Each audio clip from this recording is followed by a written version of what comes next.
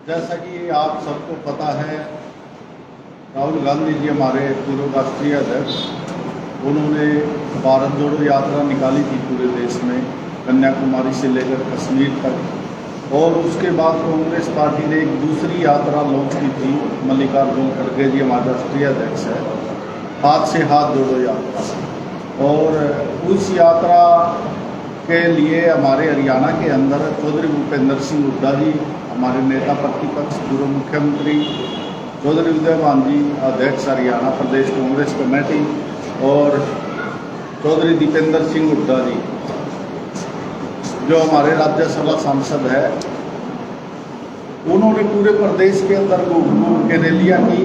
और उगलाना के अंदर मेरी जिम्मेवारी लगाई गई थी कि जो हाथ से हाथ जोड़ो अभियान है, उसको आपने पूरे गांव में जा के लोगों तक प्रचार करना कांग्रेस पार्टी के। जिस प्रकार से आज देश के अंदर, चाहे देश में हो चाहे प्रदेश में हो, बीजेपी का जो 9-9.5 वर्ष का शासन है और जनता त्राईमाम है कि किस प्रकार से बीजेपी ने जो है इस प्रदेश की, देश की जनता को लूटने का काम किया।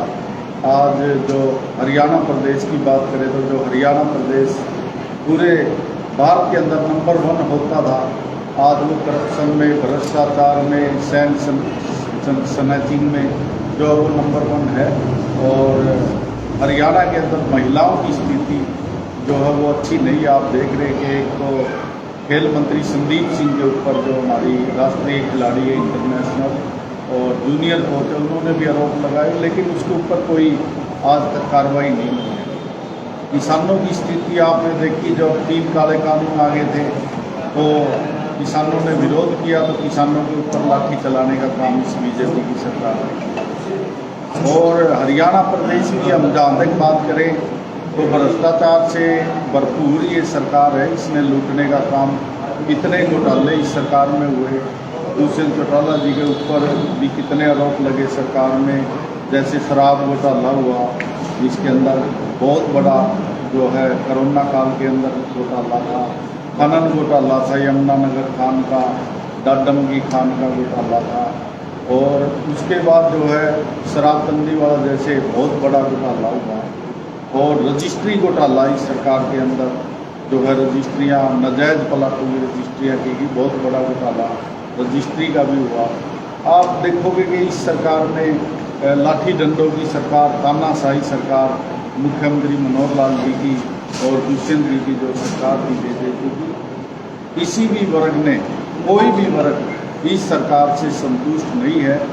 आप देखो, सबसे पहले आंगनवाड़ी की हमारी माताएं बहनें, वो अपने अधिकार मांगने के लिए पंचकूला की तरफ बढ़ी, तो इस सरकार ने माता बहनों के ऊपर लाठी चार्ज किया और जो है वाटर कैनन से गंदा पानी फेंकने का काम किया। तो आगे चल के जो हमारे ड्राइंग टीचर थे, पीटीआई टीचर थे, वो लगे हुए थे, जो 10-10, 12-12 साल हो गए थे लगे हुए। इस सरकार ने उनको जो है कोई राहत नहीं दी। सरकार ने, कोर्ट ने जो है डिसीजन लिया कि सरकार इसका फैसला करेगी, परंतु सरकार ने उनके ऊपर कोई हमदर्दी नहीं की, उनको नौकरी से निकालने का काम किया। युवाओं का के जो है पेपर लीक की बात थी, इस गवर्नमेंट के अंदर बीजेपी में करीब जो है 32 से ज़्यादा पेपर लीक हुए। और जाता था तैयारी करके, जाते ही पता लगता सेंटर में कि पेपर लीक हो गया, या पेपर दे के बाहर निकलता तो पेपर कैंसिल। तो बड़ा लूट खसोट हमारे युवाओं के साथ हुई।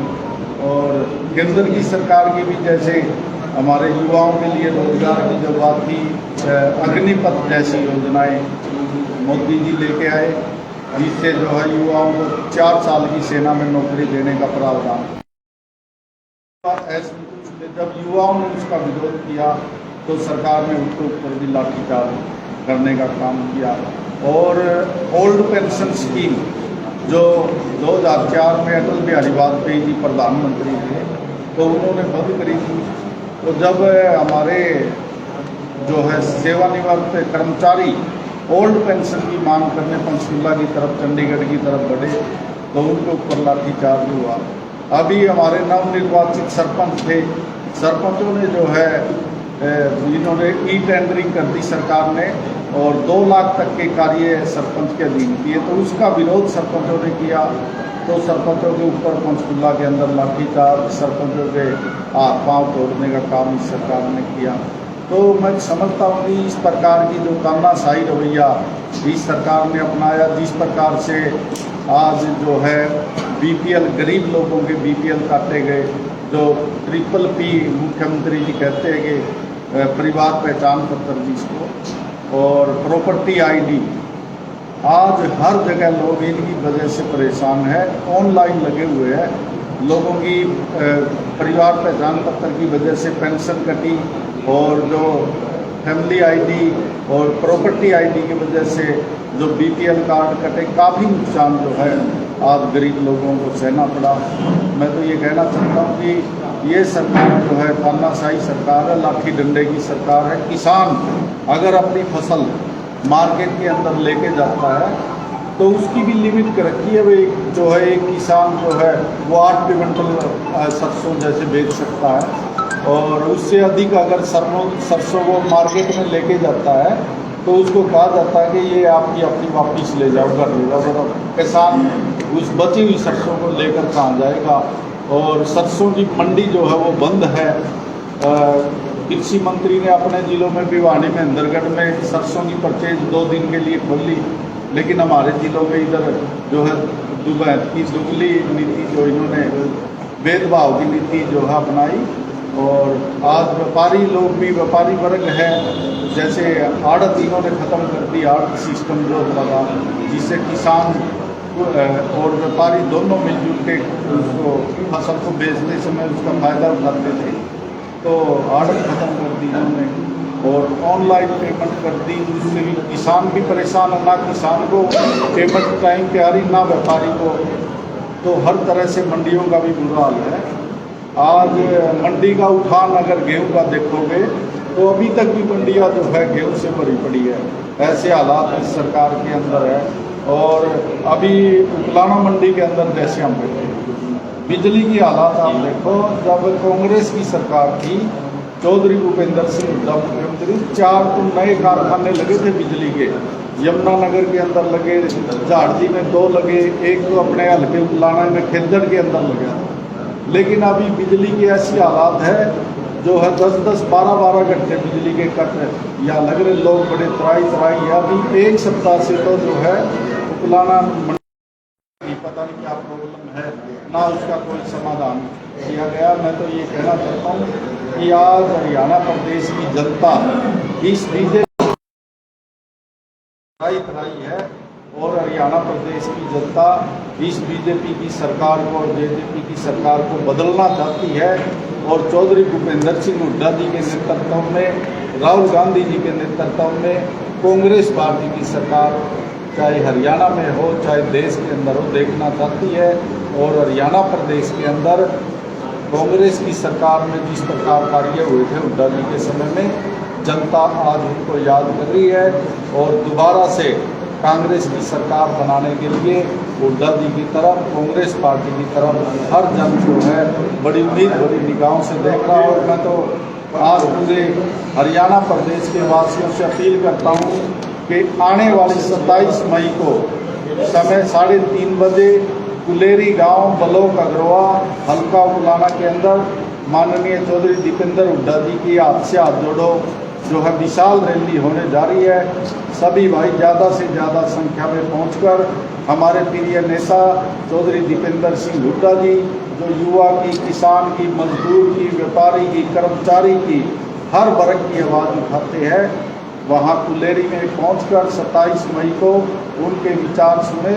और इस रैली के अंदर हमारे 3 जिलों के नेता, हिसार और फतेहाबाद और सिरसा, जितने भी कांग्रेस पार्टी के नेता है, हिसार से हमारे प्रभारी है चौधरी जयप्रकाश जेपी जी, पूर्व मंत्री, पूर्व वित्त मंत्री प्रोफेसर संपत सिंह, हमारे बैकवर्ड के नेता भाई रामनिवास गोडेला जी, व्यापारी वर्ग के नेता जो सुभाष गोयल जी हांसी, बजरंग दास गरज जी, कुलदीप बेनीवाल जी और प्रहलाद सिंह गिल्ला खेड़ा जी, सरदार परमवीर सिंह जी, सरदार जरनैल सिंह जी, शिषपाल केरवाला जी, अमित सियाग जी, डगवाली से दोनों विधायक है ये, तो ये सब नेता पहुँचेंगे और जनता को जो है बीजेपी के जो कुशासन रहा है 10 वर्षों का, लगभग हो ही गए, 10 महीने ही बचे हैं, तो इसको बदलाव की जो ब्याज में है सब आहुति डालेंगे, अपना अपना संबोधन देंगे। सभी साथी 27 मई को कुलेरी के अंदर 3:30 बजे हॉकी ग्राउंड में पहुंचकर अपने प्रिय नेता चौधरी दीपेंद्र सिंह हुड्डा जी के विचार सुने। क्या लगता है जो आपसे आप जोड़ो यात्रा चलेगी, कितना असर है हमें देखने को मिलेगा?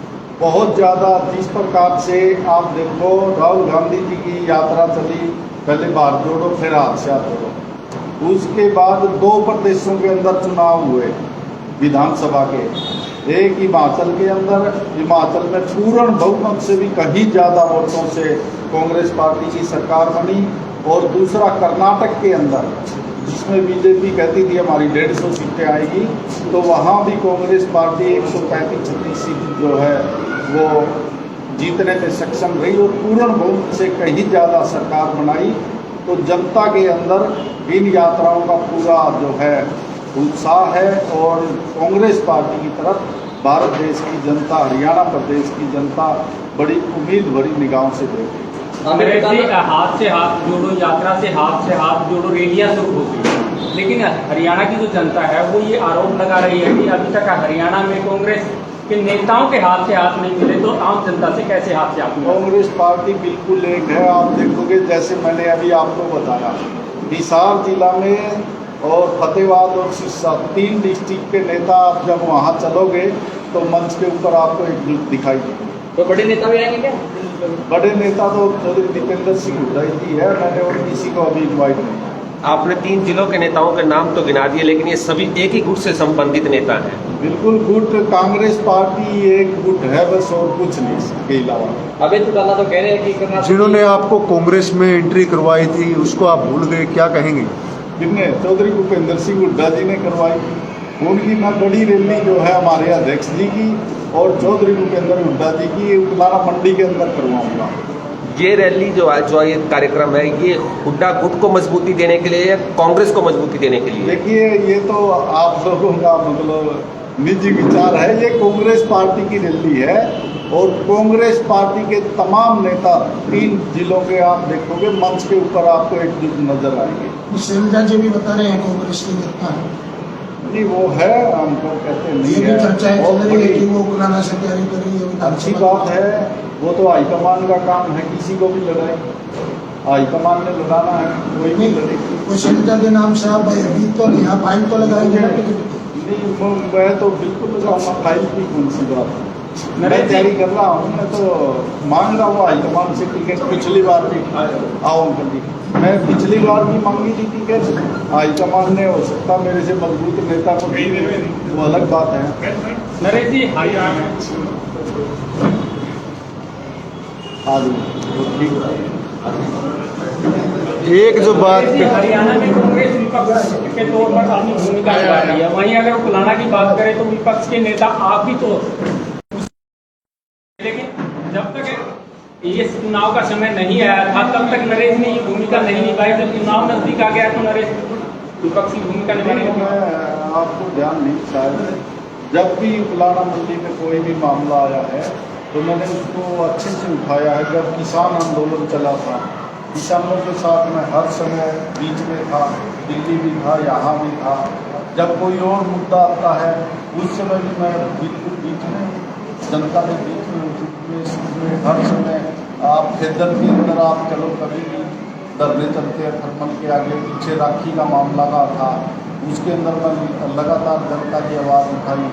अभी खेदर के अंदर वो कच्चे कर्मचारी बैठे हैं धरने पे सरकार के खिलाफ, उनके पास मैं बीच में 3-4 दफा गया हूँ और स्टेटमेंट में सरकार के खिलाफ लगती रहती है हर समय जनता के बीच में।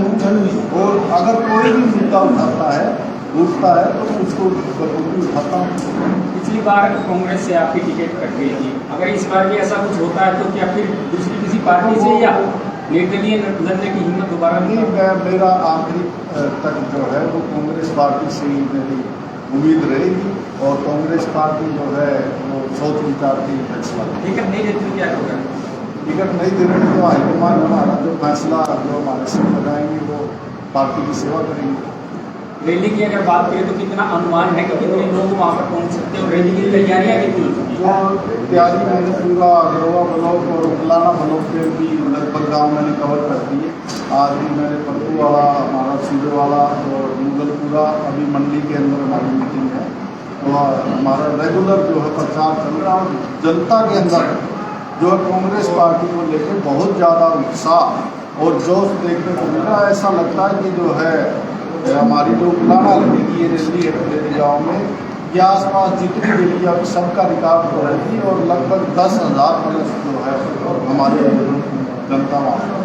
सर चर्चा एक और सुनी थी कि थोड़ी भूपेंद्र सिंह हुड्डा ने कहते संकेत दिए थे कि आपकी टिकट की फलाना हल्के से पैरवी नहीं करूँगा, लेकिन विश्वास नहीं दिला था कि टिकट आपको कांग्रेस पार्टी की तरफ से कांग्रेस पार्टी की तरफ से मिलेगी। अगर दुर्भाग्यवश भविष्य में टिकट नहीं मिलती तो नरेश सेलवाल जी का टिकट चुनाव लड़ना तो तय है ना सर? मैं कांग्रेस पार्टी की सेवा करता हूँ और कांग्रेस पार्टी जो मेरी हाईकमान ड्यूटी लगाएगा मैं उसको बखूबी नहीं पाऊँ। चलो बहुत कुछ बस के हमारी बात आप आगे दे देंगे।